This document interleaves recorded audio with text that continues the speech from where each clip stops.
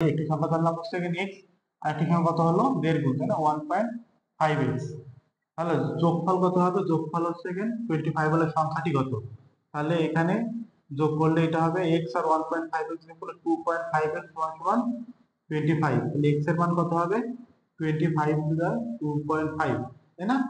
মানে 25 ভাগ করবো কত দিয়ে?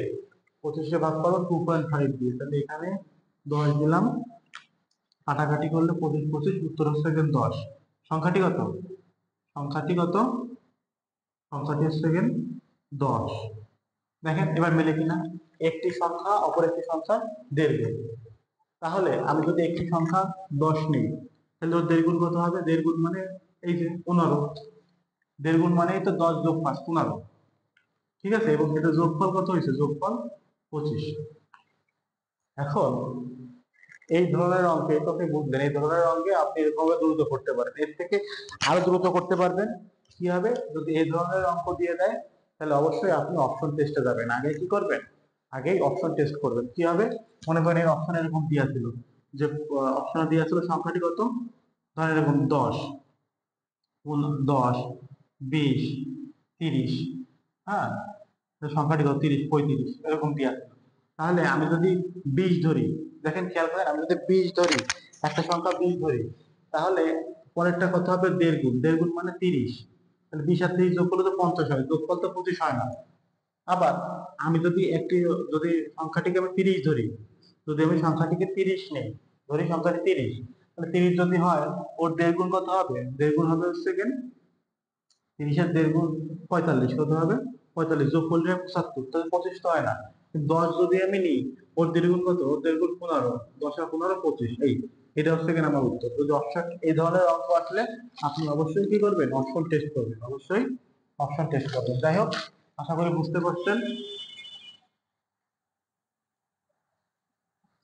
এরপরে যে অঙ্কটা আছে, কোন সংখ্যার 3/4 1/5 মান 50 হলে সংখ্যাটি কত?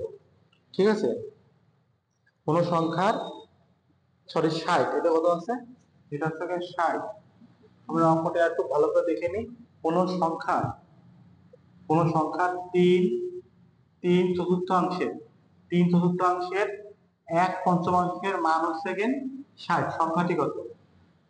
এটা কিন্তু, যদি আপনি আমার কথা শুনেন, অত্যন্ত সহজ একটি অঙ্ক, এবং এটা আপনাকে অত্যন্ত দ্রুত ভাবে, ক্ষিপ্রতার সাথে, নির্ভুল ভাবে এই অঙ্কটা হয়ে যাবে যদি আপনি আমার কথাটা বুঝতে পারেন।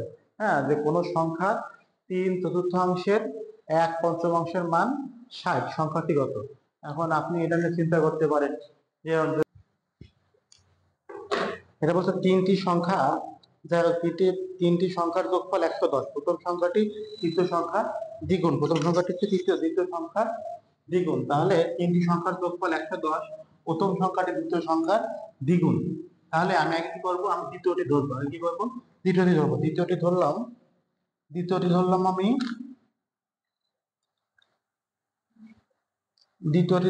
3x। দ্বিতীয়টি ধরলাম 3x, তাই তো? তাহলে দ্বিতীয়টি যদি 3x ধরি, তাহলে প্রথমটি,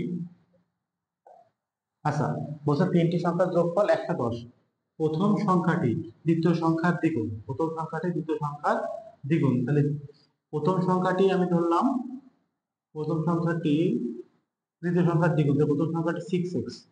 দেখেন, প্রথম সংখ্যাটি দ্বিতীয় সংখ্যার দ্বিগুণ, মানে দ্বিতীয় সংখ্যাটা হচ্ছে বড়, তাহলে প্রথম সংখ্যাটা হচ্ছে বড়, তাহলে দ্বিতীয় সংখ্যাটা 3x ধরেছি, তাহলে ওর দ্বিগুণ হচ্ছে প্রথম সংখ্যাটি 6x, এবং তৃতীয় সংখ্যাটি প্রথম সংখ্যার 1/3।